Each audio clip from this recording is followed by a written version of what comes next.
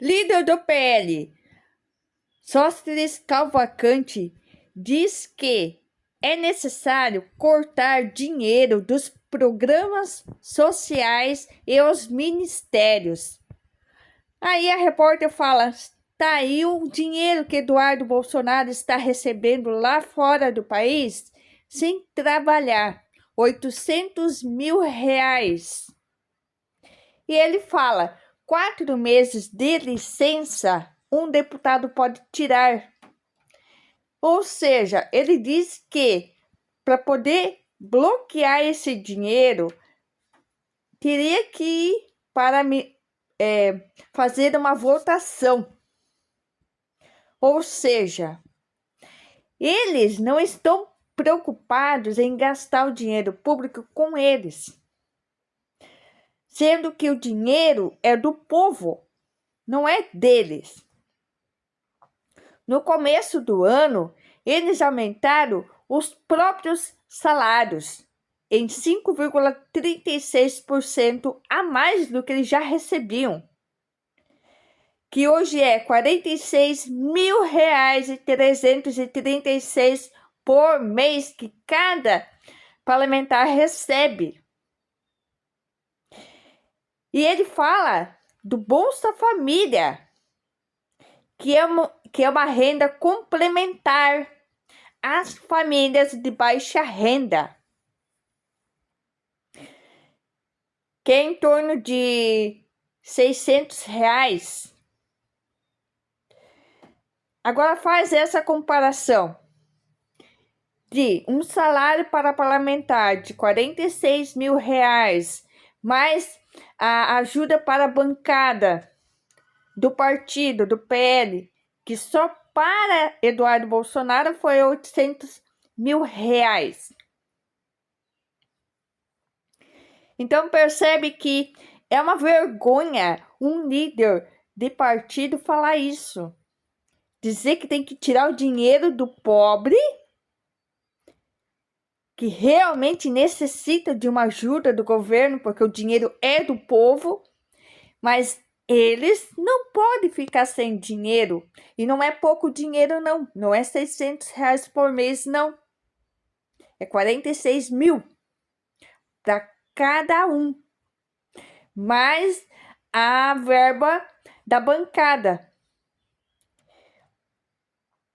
Realmente é uma vergonha. Você que é brasileiro, você que é trabalhador, que escuta um ser humano desse falar isso e gastando o teu dinheiro, nosso dinheiro, é uma vergonha. Isso é uma vergonha. Sóstenes, é uma vergonha você dizer que tem que tirar dinheiro dos programas sociais. É uma vergonha você não conseguir ter empatia de ver uma criança com fome. Isso não me entra na cabeça. Não me entra na cabeça. Sou Adilson e você está no BR News. Deu ruim na Globo News.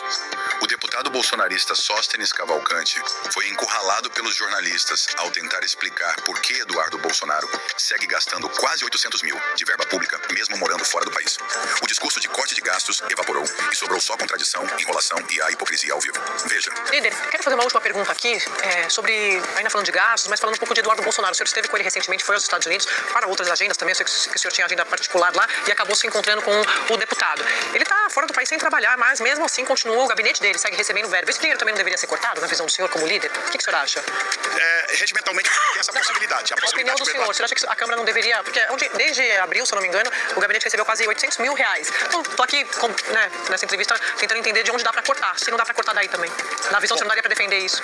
Primeiro, te dizer que o período que ele poderia ficar licenciado sem receber pagamento, ele cumpriu regimentalmente. Nós teríamos que fazer uma alteração regimental para permitir que ele continue fora do país, cumprindo o trabalho que ele está cumprindo, o seu papel, sem receber a remuneração. alteração. Não há espaço regimental para isso, nós teríamos que fazer uma alteração regimental. É uma boa proposta, Sadi, que eu vou levar o presidente da Câmara. Quem sabe a gente altera quando tiver um parlamentar fora do país, depois dos 4 meses permitido de licença, ele possa continuar fora sem receber, porque eu tenho convicção que o deputado Eduardo Bolsonaro abriria mão se houvesse possibilidade que hoje não há no regimento para que ele possa fazê-lo dessa forma. Deputado, o senhor já assinou umas 5 promessas de campanha aqui nesse programa, hein? Parar de ter tantos ministérios, passar um pente fino nos projetos sociais, porque existem vários deles. É inadmissível você acreditar que a gente só tenha 7% desempregado no Brasil e 53 milhões de pessoas recebendo Bolsa Família. Ou tem gente recebendo Bolsa Família que está empregado ou com um trabalho paralelo, ou não existe só 7% desempregado no Brasil. A gente precisa de resolver esse problema. Então, assim, a gente precisa enfrentar os problemas do Brasil de verdade. Executivo começando dando exemplo e os outros 2 poderes contribuindo da mesma forma. Líder, me parece interessante o senhor fazer referência ao exemplo tem que vir de cima, porque na prática executivo e legislativo estão no mesmo nível, quer dizer, são poderes autônomos e independentes. E no caso do legislativo, nós tivemos recentemente um aumento do fundo eleitoral.